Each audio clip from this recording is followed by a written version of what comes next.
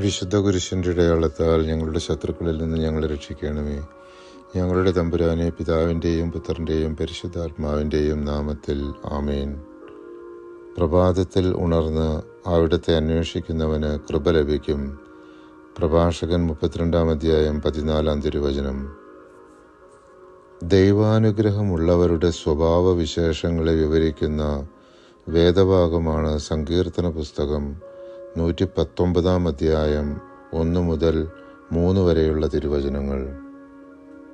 അപങ്കിലമായ മാർഗത്തിൽ ചരിക്കുന്നവർ, കർത്താവിൻ്റെ നിയമം അനുസരിക്കുന്നവർ ഭാഗ്യവാന്മാർ. അവിടുത്തെ കൽപ്പനകൾ പാലിക്കുന്നവർ, പൂർണ്ണ ഹൃദയത്തോടെ അവിടുത്തെ തേടുന്നവർ ഭാഗ്യവാന്മാർ. അവർ തെറ്റ് ചെയ്യുന്നില്ല, അവർ അവിടുത്തെ മാർഗത്തിൽ ചരിക്കുന്നു. ദൈവാനുഗ്രഹത്തിനായി നമുക്ക് പ്രാർത്ഥിക്കാം.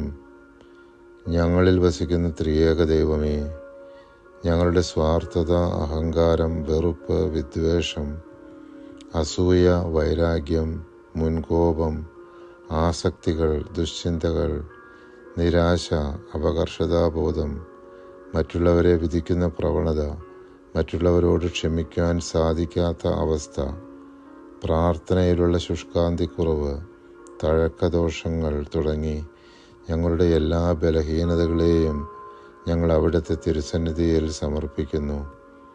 അവിടുത്തെ കൃപാസമുദ്രത്തിൽ ഞങ്ങളുടെ പാപങ്ങളുടെയും കടങ്ങളുടെയും കറ കഴുകി ഞങ്ങളെ വിശുദ്ധീകരിക്കണമേ. ഞങ്ങൾക്ക് നിർമ്മലമായ ഒരു ഹൃദയം നൽകി അവിടുത്തെ അനുഗ്രഹവർഷം ഞങ്ങളിലും ഞങ്ങളുടെ കുടുംബാംഗങ്ങളിലും ചൊരിയണമേ. ആമേൻ.